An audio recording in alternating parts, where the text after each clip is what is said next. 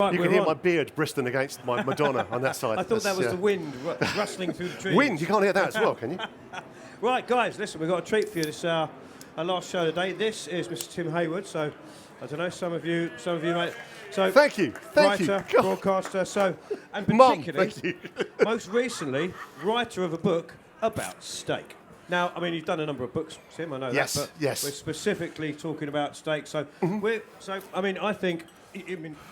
You're the expert. You're going to tell me, but I think basically what we're looking for. I mean, I've looked through the book and I'm like, it's wonderful, and I'm coming up with a lot of words and a lot of cuissons and a lot of Leidenfrosts. Oh, I do like a Leidenfrost. Yeah. So I think really what I'm going to hand over to you. You're going to tell me what we're going to do here. What you're going to do, really. Okay, so actually, over here. The cooking part of this is a demonstration of the sort of sciencey and history-ish stuff that's in the book. Yep. So it was a tremendous opportunity. It was about the way when you do books, you do different things, different subjects each time, and I sometimes pitch things to my publisher and say, I've got this great idea. I want to do a book about whelks. And yes, fuck off. Yeah. And then so we drink some more, and then it's all fine. But then, for years and years and years, because I love meat, I really love meat, I really love cooking, I really love steak. Yep. I've always had a book about steak in me. Yes. And for years they've said, no, not yet. They said, maybe not. And then 2 years ago, we're having one of these drunken, I want to do a book about whelks conversations. And she said, do you know what? You should do your steak book. And I said, you're fucking mad. Because we were right 2 years ago, if you remember this rightly, we were talking about growing meat in vats. Yes, they were. And Petri dishes. everybody was going to be vegan at least 4 days a week. Yeah. We were going to have plant-based stuff. And I think literally mental. There is no way that book will sell. Yeah. She said, look, bear with me. This will be fine. 2 years' time, we'll put it out on Father's Day, and they'll have to fight them off with a stick trying to buy it because there'll be nothing else on the shelves. And she was absolutely right. And it taught me the difference between writing and publishing. Because I can write any old took you want, but getting it to actually sell, that is incredible. So I thought it was a brilliant thought. But basically, the brief then was lovely, which is, okay, do what you do, spend 2 years travelling about, finding the best steaks you can, meet some nice cows. Terrible job. Kill them, cut them up, turn them in a steak, and cook them. And I basically went through the entire process, and it was just phenomenal. Because, I mean, the thing is, steak. So I was going to say everyone loves. I said this the other earlier. Like everyone loves, and there's one guy said it's Chris Tofu, our music producer. Yeah. He's a vegetarian. He's been with us for 11 years. It was only him, but he's not here anymore. But apart from Chris Tofu, you're not a vegetarian. Okay, right. Some of my best friends are vegetarians. Don't worry about it. It's all good. We won't eat vegetarian. But the point is, mostly everyone loves steak, right? But the thing is, you can get a steak. You can get almost the same steak, 2 different times. One can be good, one can be bad. Yes. What I'm hoping we're going to learn are 2 things. One is how to make a great steak, like nailed on, and the other thing is how we can continue to eat great steak and still not turn the planet into a small glowing ember. Okay. Yeah. Okay, so I suppose the primary point is I got to try all of them. Yes. Obviously, I went to the States to eat USDA. Brilliant. That everybody was ranting on about. That was great. I didn't go to Japan to eat Wagyu. I had it flown over.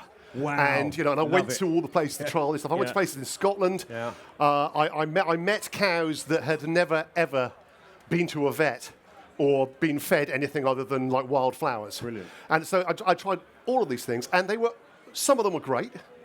Some of them were really weird. The ones that we really expected to be great often really weren't. Yeah. So a lot of Wagyu was terribly disappointing. Yes. And if you're going to have it, you've got to cut it really, really, really. I had one really good bit of Wagyu, really lovely, so good it nearly made me cry. Yeah. And it hadn't been cooked, and it was the size of literally a postage stamp. Wow. Where? It was a Japanese restaurant in Leeds, weirdly. In Leeds. Yeah, because the bloke, he'd sourced it well, knew his stuff, got it out, did it beautifully, and it was lovely, and it melted on the heat of your tongue across your mouth, and you went, okay, yeah, that's beef fat. That's very, very, very rare meat. Those things I can live with. Yeah. A lot of the stuff that we're buying over here as Wagyu now, I won't go into what Wagyu basically means. I'm not a big Wagyu fan Japanese either, cow. So. It's you can call almost anything Wagyu, like you can call almost anything Aberdeen Angus. Yes, you can. And it's a lot of it is basically what they're doing is they're corn feeding and corn finishing and restricting the movement of the animal. Right. And we have this wonderful thing. We imagine they're sort of Zen priests massaging them and playing them Mozart and that kind of stuff. Actually, they're doing exactly the same as they do in the big US feedlots. Just which are whacking corn in one end and stopping them running about. So they put on weight and they don't lose any. And at the end of it, what you're getting is something. Keen's Steakhouse in Manhattan, just off Broadway. I did a load of research. Which one do I want to go to? Which is going to be the best one? I'm going to go to one steakhouse in Manhattan, which is going to be. Keen's, it turned out to be. It was glorious. And I got the steak that I thought I'd always wanted, which was a great big American ribeye. Yes. And it's sitting there on the plate and it arrives. And I've had 2 martinis. Right. And if there's a thing I love more than a steak, it's a martini. And I was ready to weep when this thing came out. But the waiter was glorious. He was a combination of the perfect New Yorker and camp as tits. And he just like brought this thing over and laid it in front of me like it was the finest thing I'd ever eaten. And I was going to love it. And I cut into it, and it looked beautiful. This is USDA. This is USDA, prime grade, everything else. Right, yeah. Grain fed right to the end. And I put it in my mouth. I thought, fuck, this is it. This is exactly what I wanted. This is a perfect steak. Yeah. It's so much fat. It's like it's running down my beard like oil. And then you go the second mouthful and you go, oh, fuck, it's still great. It's still great. And the third, you're going, tender. Yeah. Cut it with a fork. Yeah. Oh, yeah. Fine. And then it's a 16-ounce steak. And it tastes exactly the sodding same all the way through. It's the texture of toothpaste. It tastes like really lovely Bovril and fat. Which is great, but it's such a product. Yeah. I came back here, and there's this weird bloke who I live in Cambridge. Right. And he hey. Anyone in from Cambridge? The Cambridge crew. Thank you. Cambridge. Do we actually qualify as a massive? Are there enough of us to be? Okay, we are definitely a massive. It's almost massive. So there's a place out on the edge of town called the Gogmagog Hills. When we say hills, that's vaguely like 2 small pimples on the outside of town. There's a bloke there, he actually just runs, he's like a forest ranger. And he runs these, he runs the whole forest up there, which is very nice, but he's got a small herd of belted Galloways. And I said, I met this guy, I said, this is really interesting. He's really hopeless at marketing, but so sweet. And I went, he said, you've got to come and meet my cows. So I met a belted Galloways, beautiful. They're the size of a largish sofa. They're Scottish, so they take no shit at all. Right. They're built like that. But they don't need to come inside during the winter, so they can overwinter outside. They're tough as hell. They don't need you to have a shed to keep them in or anything like that. And they eat nicely, and they've got feet that don't rot, which is really important in cows. You don't want to be out there all the time sort of paring their toes and things. So he's got a little herd of these things, and they work their entire lives. This is the amazing thing. Instead of killing them at 8 months, like we do all of our beef cattle over here, these things have lived a productive life of about 4 or 5 years sometimes. Every year, he moves the wandering herd into a new field that a farmer is going to get a subsidy for turning it back into a wild field. He lets the cattle, he puts loads and loads of wildflower seeds out, turns out his little cows, and they go up and down doing their job for a year. Pooing, eating, pooing, stamping it in, stamping in the mud. Lawnmowers. Lawnmowers. Like it even better. And then he phones me occasionally when it's time for one of them to go. You know, when it's got a little old or it's time to supersede it with a younger cat, keep his herd the right size. He says, oh, we're going to be killing one soon. Would you like any of the meat? The first time I got this, I went to his house. He's got all these freezers lined up with these cattle. I said, well, tell me something. I need to know. I mean, I need to know the breed and things like that. I said, well, the breed kind of doesn't matter. Right. It's how they've been kept. That's what's most important. Right. How they've been butchered, how they've been looked after. I said, okay, well, how have they been looked after? Okay, these animals would have seen a vet twice.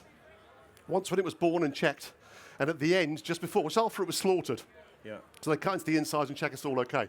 He said, we've injected it with nothing, and all it's done is eaten wildflowers. Have a go on that. And it's always subtly different. Each one is subtly different. It's never so tender you can cut it with a fork. No, but I don't think that's necessarily the... I could kiss you, you beautiful man, because actually, that's not what we want. No. That's what the giant American, nationally important meat marketing industry has told us. Because when you feed cattle on corn only, and you keep them in restricted areas, tastes like shite, but it's very, very tender. And you say things like, yes, of course, the flavor's all in the fat. But the flavor's not in the fat. No. The flavor's in the meat. If the meat's been properly kept, it'll be juicy, but it's never fork tender. In the end, the best steak I ate was actually something you may be able to find here, which is Galician chuleton. Yes. So we have got some here. So Those, yeah. Sigardi have got some. We did some on earlier here on the stage. Some So Galician blonde. those things have worked their whole lives. Yeah. Because in Galicia, they use them as tractors. They're far, far too valuable to be just killed and turned into a meat sandwich. They're really, really valuable. You basically, they use them to pull plows. And these animals, I met one that was taller than me at the shoulder. Given that the average cow you see in the UK ready for slaughter comes in about there, depending on breed. This thing is that big. It's got horns that wide. This is not something you come up to and pat it and call it Daisy. This is just a wild dinosaur fucker. It's huge. And that meat is, you've got to chew it. You know, you've got to fight to get the meat off. Yeah. But the fat is sublime. The fat is very, very good. But it's not, it doesn't need to be all of it. No. Because actually, everything is in the irony, bloody, meaty taste of the meat. It's all there. It's properly aged.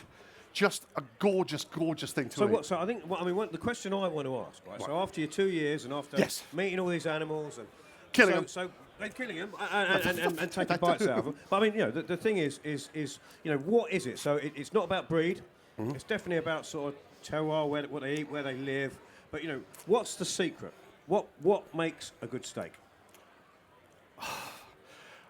To be honest, almost all the things you think are vital probably aren't. The only one who knows is your butcher. Right. And after 2 years, I still don't know as much as my butcher.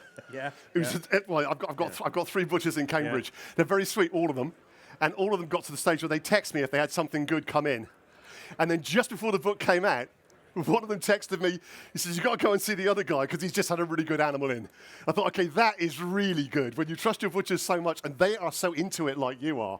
So they will tell you and help you, and if you show some interest and you're not an arsehole, you'll learn an enormous amount from them. Yeah. And then you start getting got to come over, got to come and have a look at this. Yes, that's the kind of stuff you want. So what are you going to do for us today, Tim? Well, okay, so there's a bunch of different things in here. There's a whole chapter where we basically got a combat photographer to come in with 2 of us. We took over a barn. We took 3 sides of animals, and me and a young butcher took the animals apart, cut them up, and he photographed us as we went. It's all black and white. It's lovely. We look tough as hell. I get covered in blood, which is very sweet. But it was great fun. So we did that bit. There's sort of descriptions of all the different cuts and how they work. I've been talking today to the German publishers who want to do this, and I've just realized how difficult it's going to be to translate English butchery into German. And that's before we get into the South Africans who want some, the Australians who want it to be very Australian, and so on and so on. So, yeah, that's going to be a tough one. But there's a lot also about history and steakhouses. I got obsessed with steakhouses because, as somebody said the other day, it's kind of a cheat code for fine dining. The first restaurant I ever went to, we didn't come from a very wealthy family. My first restaurant I went to was a Burney Inn. And I had steak and chips. I know now it was a shite Argentinian rump. And I know that it was probably so tough I could hardly chew it.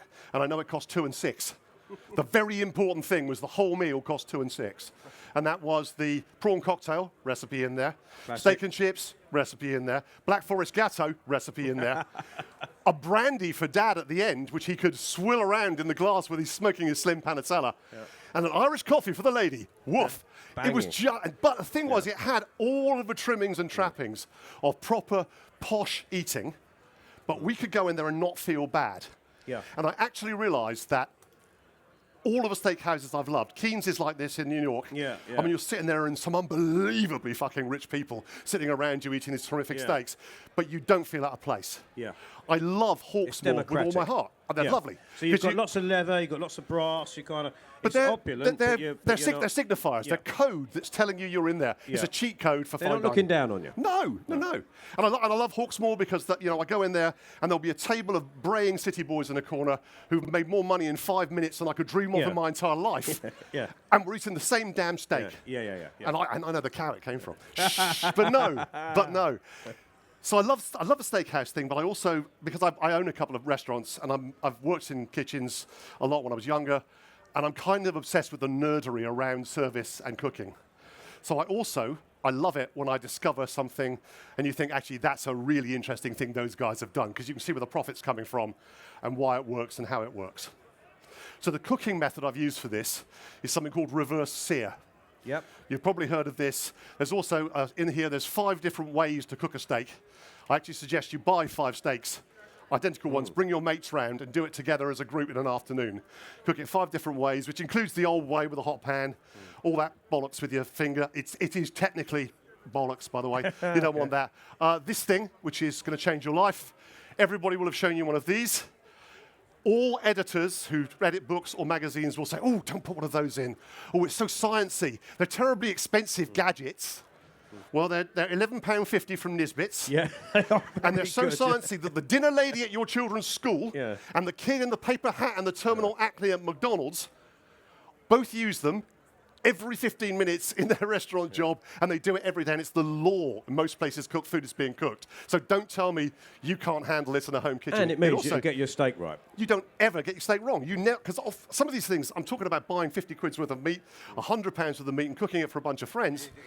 You don't want to be spaffing about with fiddling with your fingers. This is your tip. Better still, on today's steak, I'm using wireless ones. Yeah. So we started cooking today's steaks. I'll tell you about that in a minute. So what I love is I mean, I'm not going to tell the story, but, you know, so the box, has anyone noticed the box over there? I'm not going to tell you it's got a really small live cow in it or anything like that. I am the only person here today who's not sponsored by Yeti.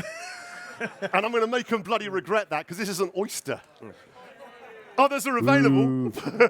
But it's really interesting. I mean, so I'm not going to reveal the secret, but I love when he told me what's in the box. It's like, I love that. It's great. I mean, it's bonkers. It's good. So this is a way of turning a steak into something really, really spectacular. It's called a London Broil. The Americans here will go, oh yeah, London Broil. The Londoners will all go, what the fuck? What on earth is a London Broil?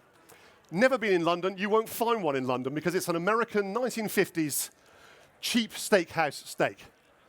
This is the kind of thing they would wheel out for a table full of wise guys. Wise guys. Who'd all be saying, hey, shoot you in the foot. Fuck up, you stumbling fuck. Give me another broil. Yeah.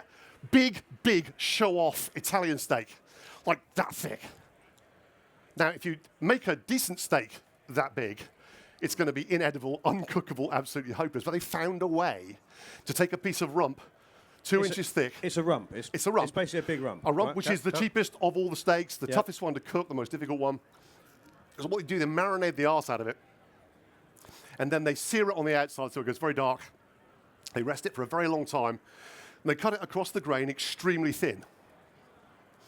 You can get almost any steak to taste good by changing and varying the ways that you treat it. People say, what's your favorite recipe for steak? There isn't a recipe for steak. I've got a whole book out of this. There's 75 recipes in there, and there isn't a recipe for steak. Because basically what you do is get a really, really good one. You get the outside really hot. You keep the inside as rare as you're comfortable having it. And you adapt everything else around the cooking to make those things happen. And if you understand things like time and temperature and texture and things like that, which by the end of this thing you do, then actually you can make almost any steak fantastic, or you can make the best of the steak you've got. So I chose to do a London Broil because it's a big piece of meat, it's a crowd pleaser. But also I thought, actually, they never used to do this because back in the 1950s when they were shooting each other in the leg, they didn't have reverse searing, but we now do. At which point, I bring out the box.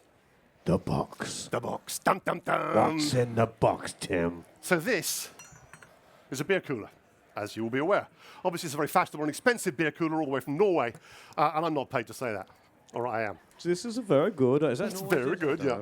Very good cooler. So when they sell it to you, they tell you this amazing thing, which is if you put ice in it, it will stay frozen for at least 3 days. That's nice. That's better than the old plastic ones. It works quite well. It's easy to hose out, etc. So in here, I've got,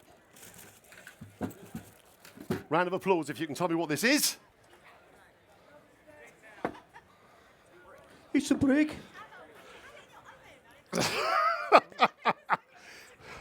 It's a common house brick. It's a common house brick. So, you'll have heard of sous vide cooking, right? How can you ever make this soft? Can I eat this with a fork? You can eat that with a fork in a minute. You've heard of sous vide cooking. The principle of sous vide cooking is that if you put a piece of meat in an environment that's at a set temperature, that meat will slowly rise to that temperature, and it won't rise above it.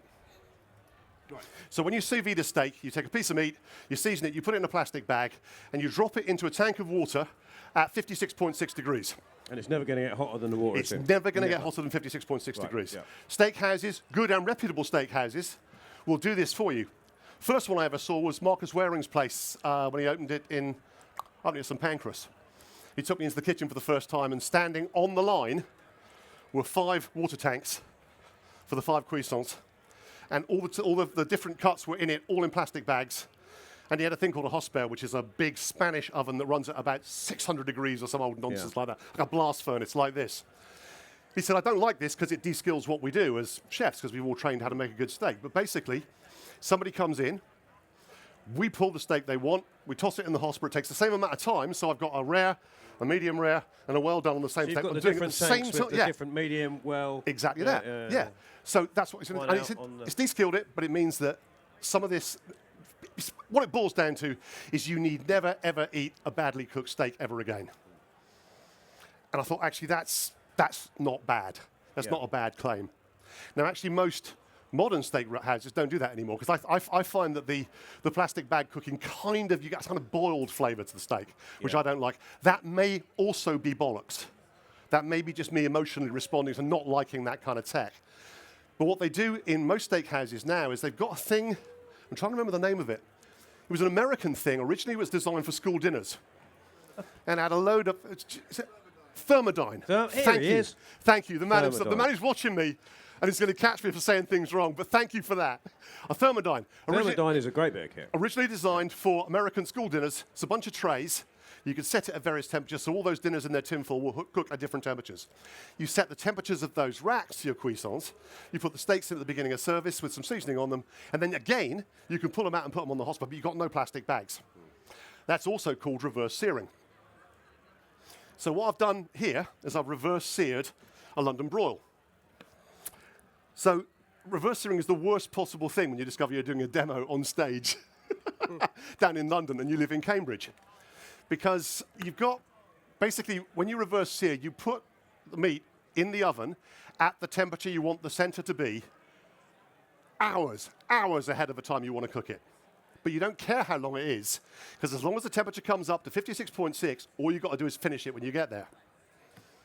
The nice thing about studying this for so long with the book is I very rarely cook a steak the same way twice, because there's so many different interesting ways to do it. But if you understand what you're doing and why in terms of temperature and time, you can try new stuff and be reasonably sure that it will work.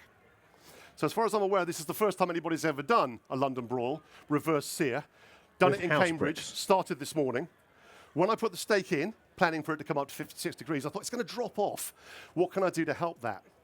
On my barbecue, I've got the most incredible barbecue tool that I discovered while I was writing a book for Green Egg. And I've told them about it again and again, and I've discovered that apparently they're now about to start making them, which is barbecue bricks. Barbecue bricks will hold heat, they'll retain heat, but also you put 2 of them side by side, you put the skewers over the top of it, and you've got that kind of souvlaki arrangement going on. Or pretty much any other side of kind of roadside cooking, you can do easier if you've got some bricks there. Well, I've got bricks in the garden, that's great. So when I got the 2 fire bricks, took them out of the Green Egg, put them through the dishwasher last night, got up this morning, set the alarm, and I put the steak and the 2 bricks into the oven at 56.6. Put a meter on one of the bricks and a meter, this is the wireless kit, inside the steak. Turned up to 56.6 in my little small desktop oven and left it there. My daughter, engineering design student, sitting down here in the front row, does all the science for me, watching it all the way through as the graphs are going up and down while we're sitting there chatting and doing our work. And it was fine. It actually worked. The steak came up to temperature. We put it in the box, put the lid down, we got in the car. We came down with this in the back seat to the car park over there, and we're watching it on the meter. And the ambient temperature inside the box is 56.6. The ambient temperature at the core of the meat is 56.6. 2-hour drive down here. There's some dreadful traffic, and it's still here. It's the first time I've taken the lid off. So theoretically, this should work really well, because this is actually cooked for 4 hours at 56.6 in the center. It can't have risen above that, theoretically, so it can't have overcooked. We're going to put it on there, which, as I've been talking, has been raising to an obscene temperature, and we're going to cook the outside till it goes dark. And then when we cut it, after we've rested it, hopefully, and I've talked more professional weapons-grade bollocks, I'm really hoping we're going to cut into it, going to slice into it with my favourite sharp knife. Cut little thin slices, and it should be delicious. But it's partly a risk. It's the entire reason we do what we do. It's entirely the fun of doing the book. It's entirely the fun of that kind of thing, of spending 2 years researching. And actually, I'm doing it because I genuinely believe that if you do something like this, and I would say this, I would say if you buy the book, read it, great present. There's no other good books for men coming out at Christmas. Buy it for anybody you know. Terrific thing. But I'll sign it. I'll even sign it. But you can make it up as you go along. I love that you don't call the bloke who cooks your steak a chef. Rarely you call him a chef. He's a grill cook. In America, he's a grill man or a grill woman. They are doing a repetitive job, and they do brilliantly because they've done it every single time. You want your chef to be young, have multiple piercings, plenty of tattoos, and have spent a lot of time in Southeast Asia, possibly Australia, and I've done plenty of travel and note-taking. Your grill cook, you want them to have really bad knees. Recently been out of prison. Fucking awful language. Recently out of prison where he was cooking steak. And just does the same damn thing over and over and over again until he's great at it. Until he pops and shoots your knees. Yes, exactly. And so the whole thing, his feet collapse, his knees collapse. It's like, I don't know why anybody likes young baristas. They only get good when they're Italian and they're 112. Because they've done a billion. So that's, sorry, I'm ranting. So what could possibly go wrong here, Tim? Nothing. Right. Here's what we do. Here's the steak. Okay? I mean, if we, by mistake, eat the bricks, that could break a tooth. That would be bad. It won't be bad. Okay, so here it is. This is going to make some people go, ooh, but it's going to make the barbecue fans amongst you quite happy. Before I put it in the oven, before I put it, sorry, in the container, I wrapped it in 2 layers of tin foil, put a meter in it, but I also, pass the parcel. Also wrapped it in cling film. So high-grade commercial cling film will survive in the oven to surprisingly high temperatures. So if you're doing anything long like this and you want to keep the heat inside and the juices inside, you wrap it in cling film first. Does no harm. This will make the knife fanciers amongst you go, woo. This is my favorite Japanese knife, but it's done as a folder. And it's just the most. It is Dad'scalibur, ladies and gentlemen. Behold! Behold, Dad'scalibur. All right, so plastic off. So there's going to be some juice running around. And you know what? I put on a pair of new white kicks this morning, and actually, the minute I knew I was going to do this, I thought this is going to piss so hold a all over my your, foot. over your trainers, right? Okay, so the meter can come out. That's fine. It feels, for any of you who believe that old tut about your fingers, it feels like that. It feels like a very good rare steak. But I'm going to do that. Ordinarily, I'd make sure it was very, very dry because I want the outside to sear quickly. But that thing's so damn hot. It's going to just. I'm just going to put it down anyway. In fact, it's probably going to melt my watch as I put it on. But here we go. So that's going on there, like that. Oh, that's a good noise. Oh, listen. Right. Just going to hiss. I don't know. I was talking to my daughter before I came out, and I said, "This is probably the riskiest thing I've ever done. I don't like going on stage unprepared in any sense whatsoever." And she said, "Don't worry, they're a bunch of meat nerds. It will be fine." So I'm relying. She's got it. Don't make her wrong. Don't make her wrong. If this doesn't work, I want you all to pat me on the back and go, "Do you know what? Your heart was in the right place." It's a nice piece of meat. So this is going to be spectacular. Whilst that's doing its thing. Yes. Any questions? Any thoughts? Yeah, any questions? Any ideas? Must have some. Oh, here we go. Yes. That's a great question. Oh. My favourite martini. Oh. Do you know, no, years ago when I first went to New York by myself, I came back through, is it JFK that's got that lovely spaceship-like departure lounge that was made by Aldo Alta? I'd never had a martini properly before, and I had an hour to kill before I got on the plane. And I went in, and I sat down, and I said, "I'd like a martini, please." I gave it the whole eyebrow, the full number. And this guy brought this thing out the size of a vase. I don't know about you, but my mum used to have one of those things. You kept matchbooks in it. It was a giant vase. And on the side of it had a tiny china cat that hung over the side by its paws. And in the bottom it had a tiny china mouse that the cat was staring at. It was bigger than that. It was 12 times the size of my head. And it was a skewer on it, and in this on skewer were 5 olives. I said, "What do you put 5 olives on it?" He said, "Every time we do you a new one, we take an olive off. And when you've run out of olives, we'll cut you off." Fuck me. This is the size of a baby bath. I'm not going to make one of these, let alone 5.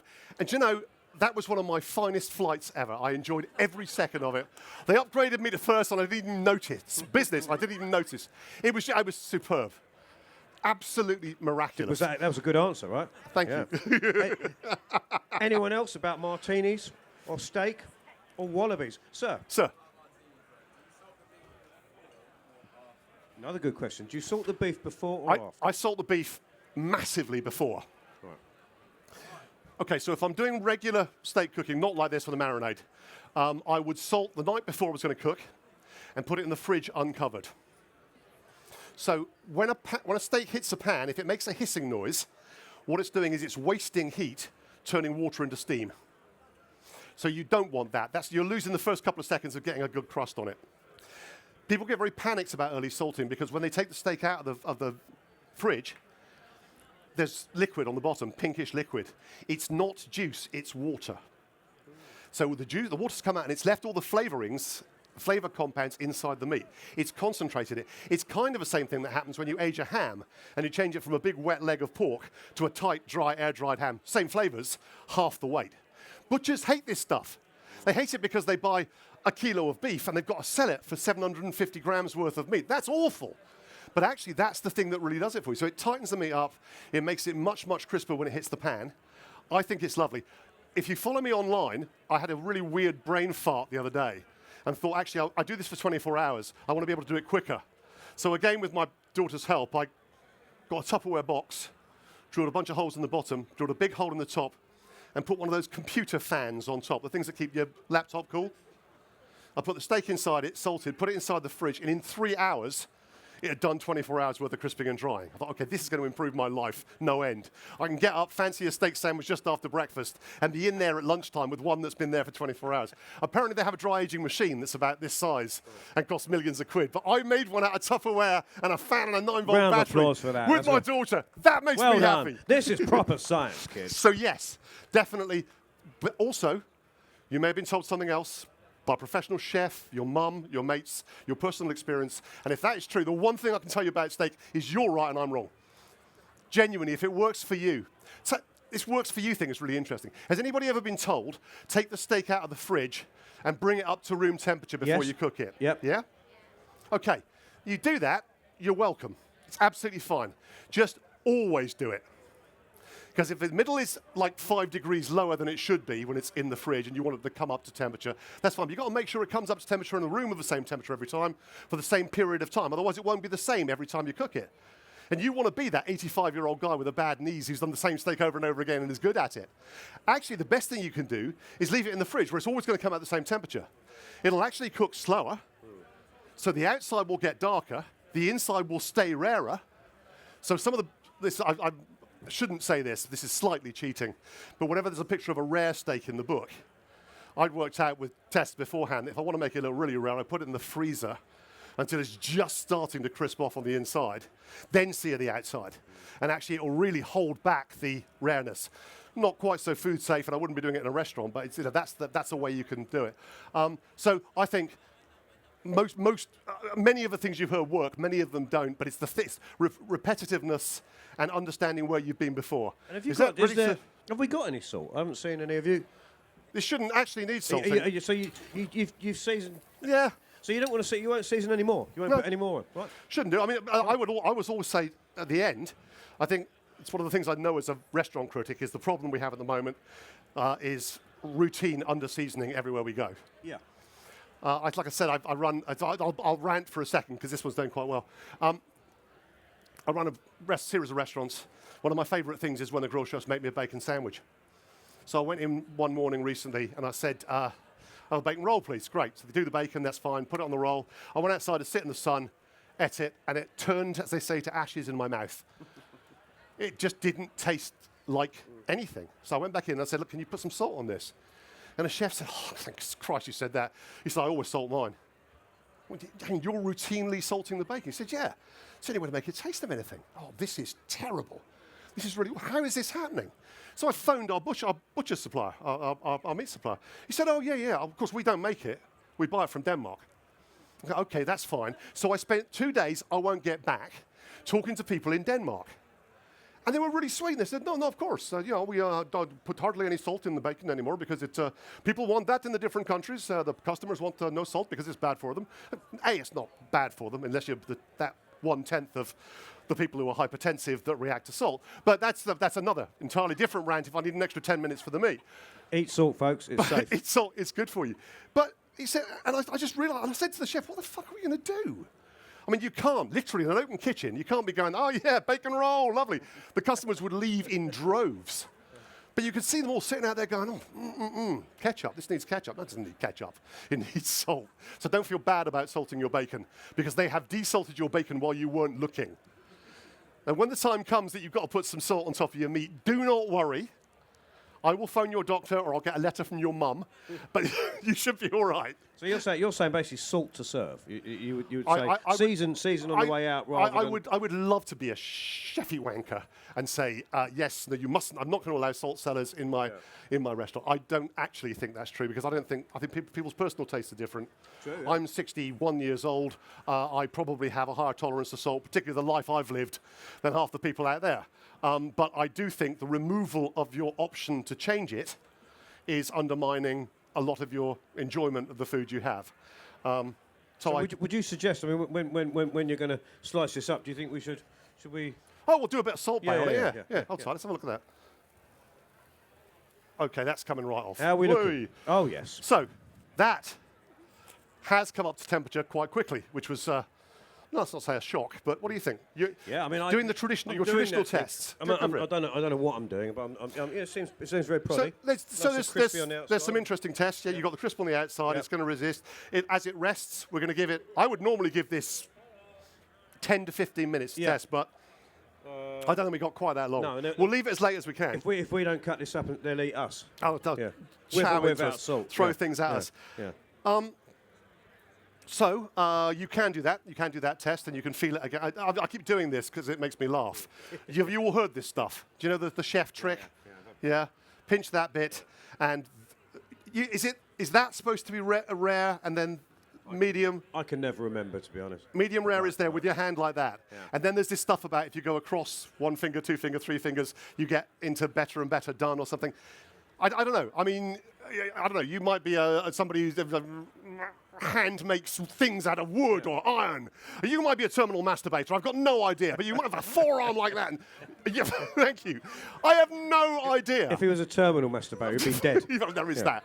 I mean, literally, shake the hand of the person next to you and then swap over and do the other side. That's not very British, is it? But tell me they've both got the same hand and I'll tell you you're a liar to your face. It's a stupid way of doing it, but it's there. So we tried that. We'll do, this is a favourite. So this is the most sensitive part of your body is the bottom, where the bottom lip, the edge of the mucous membrane where it joins the skin. I've seen people do this, yeah. So you can put the fork in there and wait for a bit. And then you put it on your bottom lip. And if you're lucky, they don't take you to accident and emergency with a bleeding, suffocating sore on the bottom part of your mouth. You can tell the bad cooks who overdo it because they're the ones with like a load of burns around the bottom. So there's there. So that's bearable. That's I don't know. I don't know how sensitive your lips are. But what's the answer? Is it if it burns you, it's overdone? Well, that's the bit they never tell you. Because then it's too late, isn't it? Yeah, it's shite. It's rubbish. Or throw it away. £12.50 from Nisbets, and I tell you it's 56.6. You can use it on baking, by the way. If you go online, they'll find the temperatures for all the different kinds of cakes and breads. So you know that they're done 98 degrees for my daughter, who's the family baker. Genius. Things like Henry Harris, Racine, the finest custards in the world. People travel around the world to have this man's custards. I said to him, what's the secret? Do you do the wobble test? Do you cook for hours and hours and hours? And he said, of course we cook for hours and hours and hours. But I've got one of these. Of course you've got one of those. Of course you know that the setting temperature of egg is 63.3. Yes, it's just so bloody simple. Now at that point, that's either telling me I'm done or... No, that's good. Okay, it's not. Sorry about that. I've got to keep it on it's a personal thing. Yes, there's that, and that really is the thing. So what I'm going to do now, I'm going to take my life in my hands. So it's 63 on that end, which is too much. It's even higher there. So I think we've overdone it. I think I've overdone it, which is a shame. Sorry. That's because I was talking too much. Everyone out. That's it. Sorry, mate. Thank you. But here's the thing. while I was writing the book, the other thing I did do was I bought one of the most expensive steaks I've ever bought. I did a reverse sear on it. I got the timing wrong, and I screwed it.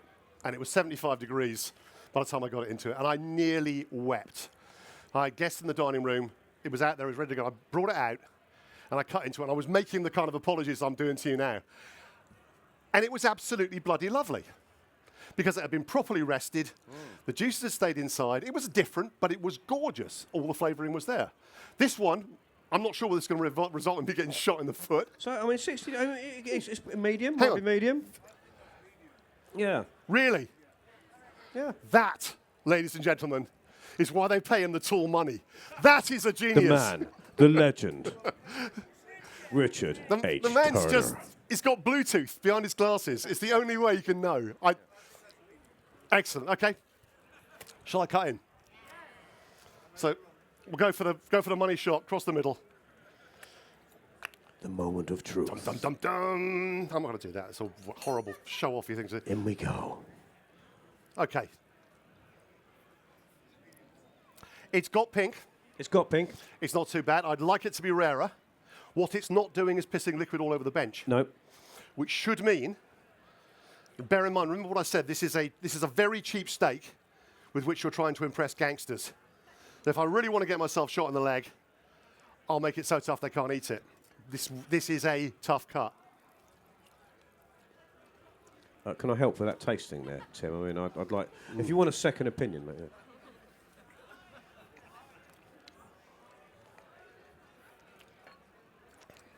Needs salt. Slightly over. But I'm not going to shoot you in the leg. No, all that marinade as well. All that cheap stuff. So marinade. Yeah, the taste is really Worcester good. sauce, mustard, half a bottle of red wine, soy sauce, Liam Perrins. Like literally everything the desperate chef can find in his mise en place goes in there. Handful of oregano because we're being Italian Americans. Secret weapon, porcini powder. Lovely. Scrape it off before you That's put it on the actually oven. very good. I mean, Yeah. you're right. It's like a bit over what you wanted. Yeah. But It's a slow cooked, yeah, tough absolutely. cut. Absolutely. So and it's not tough anymore. it's not tough. Eat it with a fork. Eat it with a fork. So so that here endeth the lesson. Well, look. I mean, not for these guys. for these guys. They Come and need eat to some. learn Yeah, through okay. their teeth. Learn through your teeth. Yeah. With gritted teeth. I'm going to keep slicing this up. Right. I'm gonna get some help from the back here. Any more questions from Guys, anybody? we're gonna start taking. So we probably need a little bit of Gonna bit need of some salt salt. over Yeah, the top. we can. You No salt in my You kitchen. come up with a doodahs. Come up with the doodahs. So we've got a board. We've got some. Yeah, might as well. Thanks. We've got some salt.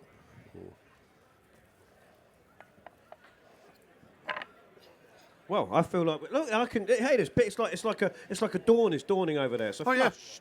It's like not a dawn. A sunset. It's like a sunset. Sunset. It's a sunset. It's like a little flush. A blushing flush. Absolutely. Yeah. Right. So I mean, what did we learn here today? What have we learned here today? We learned that steak is good. All We steak is learned- good. Yeah. I think Salt is good. The main lesson at the end, Yeah. I think, for me was we need to be eating less meat, Less meat, more higher good quality. meat. That's Yes. it. Yeah. And all of it. And don't masturbate so much that it kills you.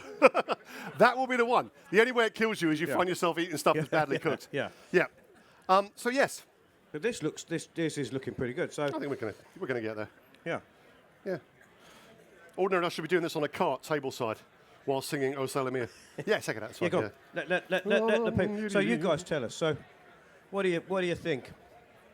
What do you think? Is he a wise guy or a guy who's wise?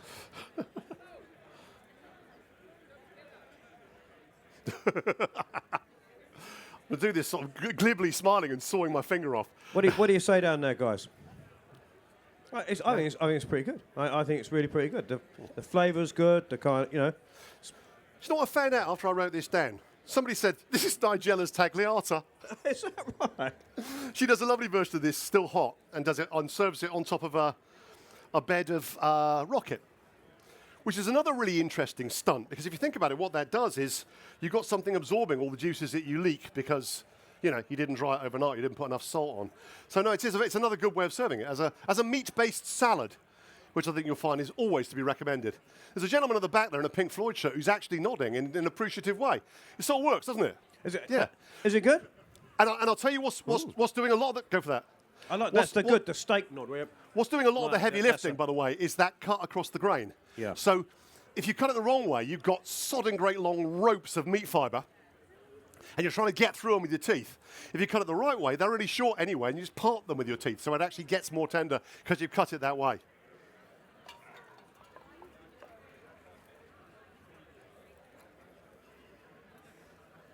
Well, look, they're getting through it, and so far, no one's shot either of us in our legs. Really? So I consider that a win. No, don't shoot, don't shoot. We'll get some over to you, I guarantee it. Next run.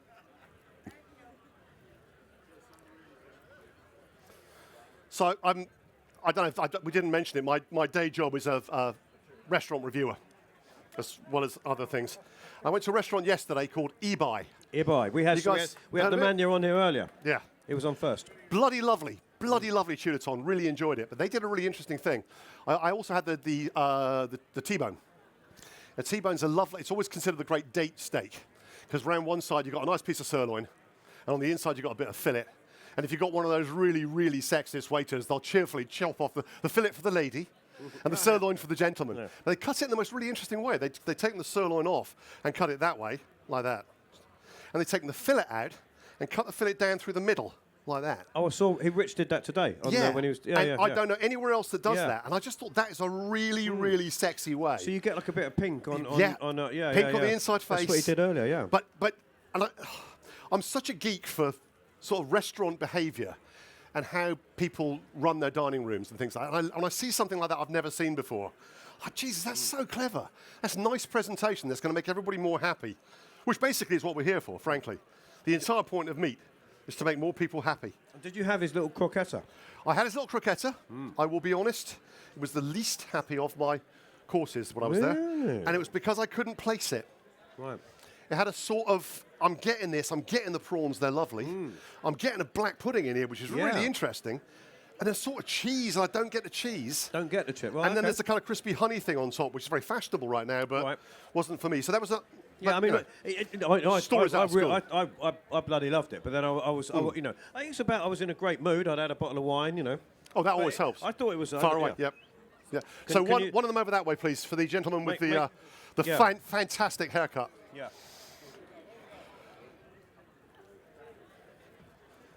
Yeah, we had they came on with a bit of Galician blonde. Yeah, beautiful. I might have to try a little bit with that bit of fat on there. Go for it, yeah. Chef. Yeah. Yeah. That's the best bit. Yeah, just for scientific purposes. Scientific purposes. So look, my publisher, if she's ever going to give me another good idea for another book and make any money, will personally kill me if I don't say, please, I abase myself before you, buy my book. Do we have a bookshop here where people can purchase my book easily and quickly? I'm afraid we don't. Do not worry. No. Do not worry, because... Can you solve that problem? Follow me on Instagram. Just Tim Hayward. That's it. Okay? And there's a link on the Instagram. It's called a link tree. So you go to the top, you go to my bio, you'll find it. You can buy it from Amazon, but you can also go to a reputable bookshop via the same link. They're all kinds of cheap in the bookshops at the moment. You'll probably find me doing something somewhere near you. Bring it along, I'll sign it for you. But also just contact me on Instagram. Somebody texted me the other day, Instagram the other day. I was in the middle of something. I was in a meeting. He was obviously on holiday with his girlfriend, and he said, I've just got a barbecue out in Spain. I've just bought this bit of meat. What will I do? And I talked him through it online, and it was so sweet. Bless his heart. And he proposed. So I thought it was rather... No, not to me, right. But apparently it worked. So we've done some good. Well done. Thank you for listening to my Tim Hayward. Bullshit. Thank you. Writer, bon vivant, and long box cooker of steak. Fantastic. Thank you. Thanks very much, mate. That was very good. Thank you. Very good. And very tasty. And guys, there's a little bit there left if anyone wants to come and take another wee taster.